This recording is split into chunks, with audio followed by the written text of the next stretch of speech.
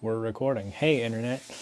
You may notice the manual version of the Trebuchet graphics department behind me, which means you're in for a theory lesson. So if you want quick tips and quick fixes and functional practical advice, this is not your video. This is abstract theory stuff that will be useful to people who are form nerds and want to think about this and understand what they're doing and why, and kind of understand some of what I think is missing in the current collective understanding of disc golf, at least as represented online.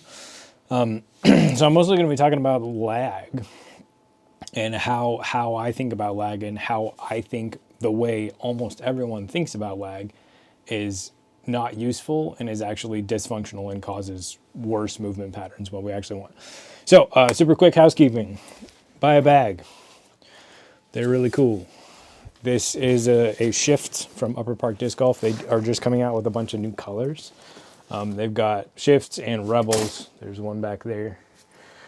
I'll show you because you should buy it.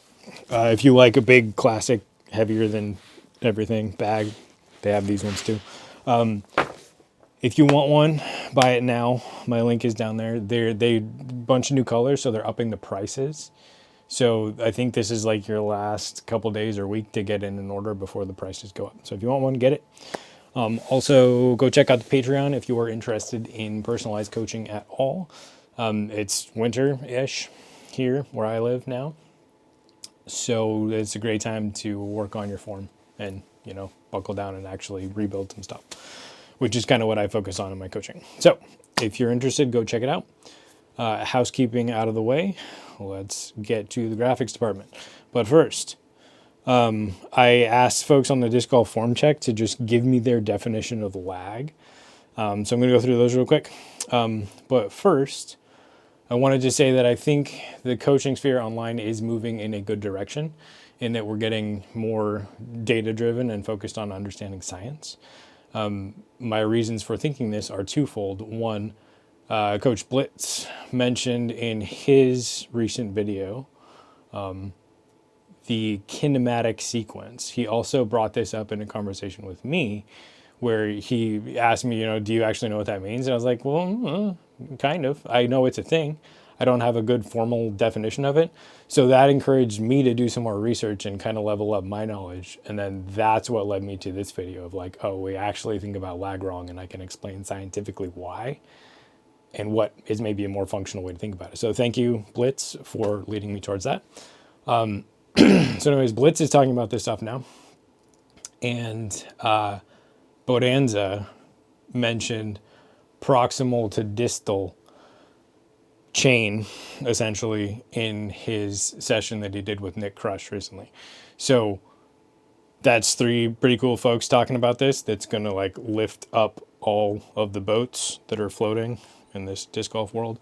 So thanks to all those guys for nudging the conversation in the right direction. This is my small contribution to that. So I hope it's helpful. Okay, on to the results from my question of basically what is your definition of lag? So the first one, delaying the hit to the most effective spot. That's a great definition. It's kind of not specific in a good way. But this gentleman was cheating because he's worked with me. He's one of the first people I worked with a lot. So he's got a pretty decent understanding of the throw. Next one, not turning your hips. No, sorry, I can't read. Turning your hips before your shoulders or before your arm to increase the velocity of the throw via a whip effect. No comment. Allowing yourself to become the whip. Good. Moving your larger lower parts before the increasingly smaller upper parts in a synced way, which culminates in the very last motion being the wrist and the fingers. So operant part there, moving your larger lower parts before the increasingly smaller upper parts. So moving large parts before smaller parts. Also no comment. No comment is I'm trying to be nice and not rip people apart. Lagging behind until hips pull through and clear. Lagging disc behind until hips pull through and clear. Okay, that one I'll pick on because that's like the perfect not functional definition. Lagging the disc behind until hips pull through and clear. I'm collapsed. There is no way for this to go first while the disc stays behind without this angle collapsing. So that's the part of this definition that I think we as a collective group of humans who understand things need to change. So that definition of lag, out the door. We're not using it anymore because it's not functional. It doesn't produce good movements, and it's not an accurate mental model of what's happening. One more. Lag in the context of disc golf would be a deliberate delay or stretch in the kinetic chain during the throwing motion, where a player intentionally holds back certain parts of the body, usually the hip or the arm, in order to generate more power at the point of release. Again, functionally flawed understanding. So, deliberately delaying or holding back anything in order to generate more power, it doesn't work. You might be able to get some acceleration due to holding back, but that's a lot more complicated. The way that folks understand it is too limited in scope for it to be a useful cue, in my opinion. So thanks to the folks who offered definitions. My sincere apologies for disagreeing with you. I do appreciate your participation. I'm using your current thoughts as ammo to help us all be better. So nothing personal, just discussing mechanics. Thank you for your participation. Okay, on to the graphics department. There are lots of really cool graphs about this from ball golf land, but a lot of them are copyrighted by the PDGA, and those folks are serious about don't steal my stuff and try to make money of it. So I'm not going to touch their stuff. You get this instead, but go look up, just type in Kinematic Sequence, and you'll get ball golf articles for days with very cool fancy graphs from actual motion capture stuff that's really cool to look at. Lots of good YouTube videos too about that. So here is your line, because we're doing a graph. What we're going to graph is motion of the hips or the pelvis, motion of the thorax, motion of the shoulders or the throwing arm, doesn't matter how you think about it, and the motion of the disc. And we're going to graph these in terms of angular momentum. I don't actually know physics, I just fake it on the internet. But what we're graphing is, if it's negative, that means that piece of the body is rotating backwards. So your backswing. So for example, your hips are going to do something like that. They're going to be turning backwards and then be turning backwards more and then stop turning backwards. And that's a curve. So I think technically we're doing calculus here. So the hips do that, and then the hips go forward a bit, and then impact happens. Trebuchet graphics department, not very impressive. Impact happens here, and then a bunch of wiggly wobbly stuff happens that we don't care about. That's follow through. So that's what the hips do. Then what the thorax does, because you're thinking about turning the rib cage rather than anything else, it does that. They cross zero at pretty much the same time functionally. Looking at graphs from ball golf, like I don't think there's any usefulness in saying, okay, well, your hips stop a microsecond before your, it doesn't matter, because that can be individualized too. So then the thorax will go like this and will peak there. So the peak is maximum rotational acceleration. So that's when, speed, not acceleration, speed. So that's when that body part is spinning the fastest. Then your shoulder will go like this and peak there. And then your disc, or if we're in ball golf land, your club head will go like that and peak there. So people say that something has to stay back here, something has to be intentionally delayed in order to make this bigger. Like, according to physics, I'm pretty sure that just doesn't work. And as a cue, it just doesn't work. So lag doesn't happen here. This is not lag, this is something else. Lag is that. This is lag. That your hips peak before your thorax peaks, that's your ribs essentially, before your shoulders, before your hit point, your disc spike. That is my definition of what lag is. So when people try to describe it, like they're kind of close, but not really. This is really not impressive. I should do something to kill the glare or something. There you go. Yeah, so lines on paper. Cool. What the heck does all that mean? So the thing that we're concerned about is when any given level of the puzzle peaks in terms of its acceleration. So I'm not turning my hips first and then my shoulders and then my arm and then my disc. Everything starts turning at the same time. Everything starts going. My hips start going, my shoulders start going, my elbow starts going, and my hand starts going all at the same time. What's gonna be perceived as lag, Yanni's cooked the spaghetti drill, where you're just holding your arm straight and then swinging it into the back and letting it bend a little tiny bit and driving it forward. Josh's hula drill, same idea. These are both excellent drills that start to build in an actual functional concept of lag, because I don't know why, it's hard to explain it, but this driving forward of the elbow that causes a bend in the elbow. So I mean, like driving forward of the elbow like that causes this straight arm spaghetti joint to flex. And when that unflex happens, that's lag. That's the acceleration of my elbow peaking before I say acceleration. That's not correct. It's the rotational speed of my elbow peaking. And this is the key, beginning to slow down. So as my arm gets as far forward as it's going to want to get, my elbow joint stops. Incorrect. My elbow joint starts stopping. So that's why this stuff is so confusing, because it's actually calculus. You're dealing with rates of change. As my elbow begins to slow down, the momentum in my upper arm is forced into my lower arm such that it forces acceleration. This is conservation of momentum. It's literally the functional principle that a whip cracks on.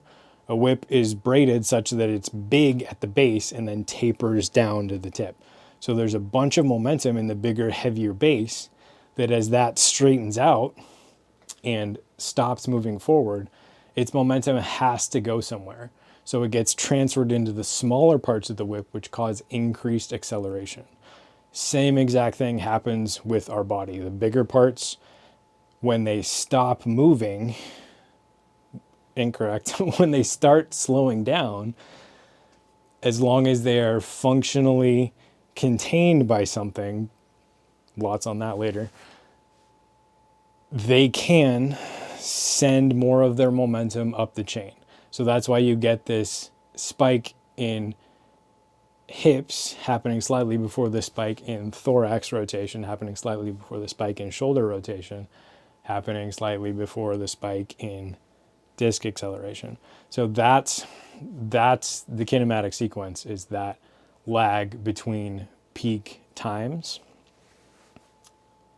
of speed of a rotating level of your body, essentially. So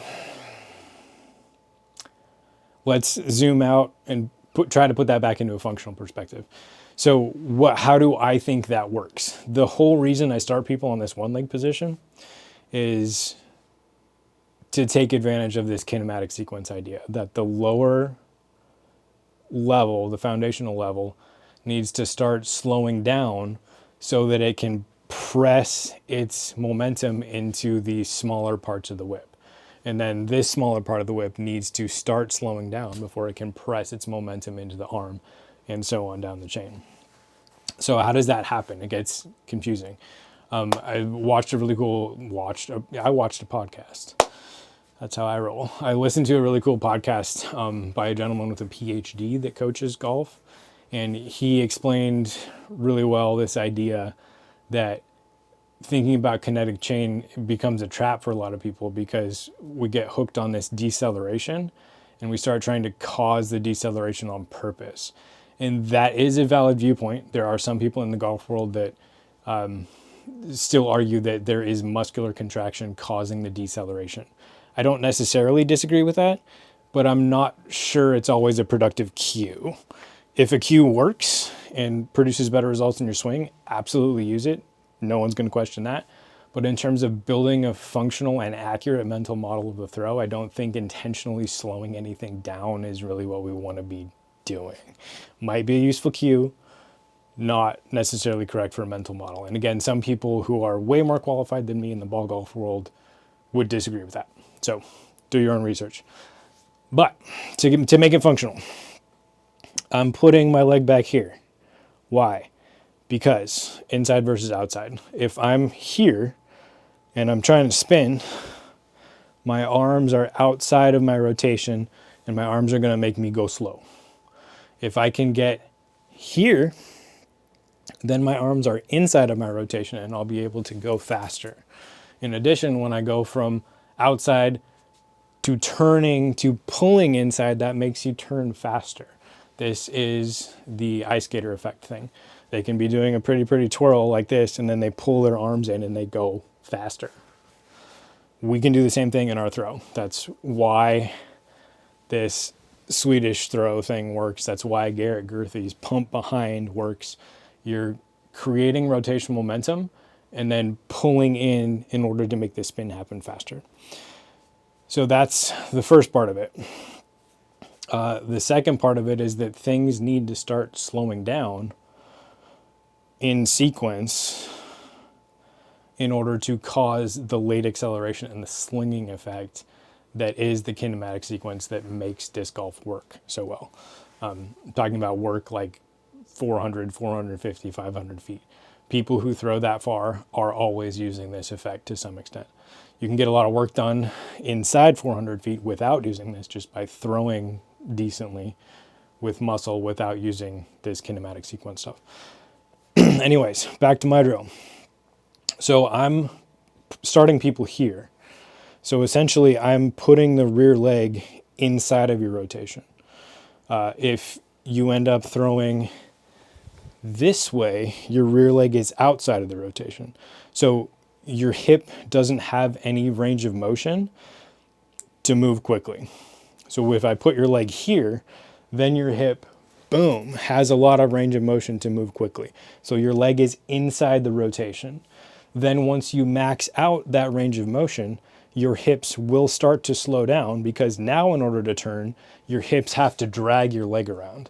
So I'm automatically making your leg go from inside your rotation to flagging and outside your rotation at roughly the right time so that you can begin to feel that power.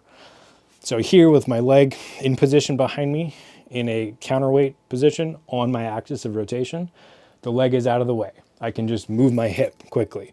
Then when that range of motion maxes out, my leg is automatically included in the rotation, and my hip, in order to go forward, has to pull my leg's momentum and get it moving again. That slows down the hips. So I'm building in the lowest level of the kinematic sequence that your hip is going to be able to move quickly, and then it's going to stop and start slowing down. That will allow this momentum to transfer up the kinematic chain more effectively. So I'm just putting on training wheels so that you can start to feel that first lowest level. Oh goodness, that's my alarm. Then the same thing happens with the shoulders. So if you're doing this kind of Drew Gibson-esque move with your arm, the arm is outside of the rotation, coming inside of the rotation so the rotation can happen quickly, and then it's flagging to where it's again outside of the rotation and it's going to be slowing down your shoulders. So just like your hips are allowed to move quickly and then forced to slow down, your shoulders are allowed to move quickly and then forced to slow down, so that the more distal part of the chain is not can accelerate more. I'm not making it accelerate more. It's just that the momentum from larger segments of my body is being passed upward, proximal to distal through the chain and causing late acceleration. I'm not doing that intentionally. I'm just setting up my body to move in such a way that that happens.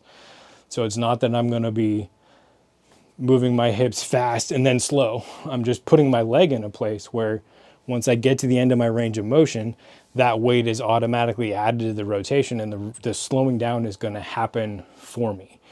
I'm not a microprocessor. I can't start things within 2 milliseconds, which is, ballpark the timing that these things happen at. That you're looking at milliseconds, not 2, but it's the whole swing takes like less than a second. So we're not that quick.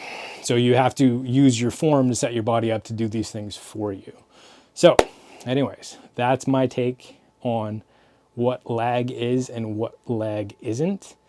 Hope that's useful to someone, but at least 2 folks other than myself are kind of bringing this level of thought and sciencey goodness into the disc golf sphere. So thanks to both those guys for helping out with that. All right, good luck, internet. See you next time.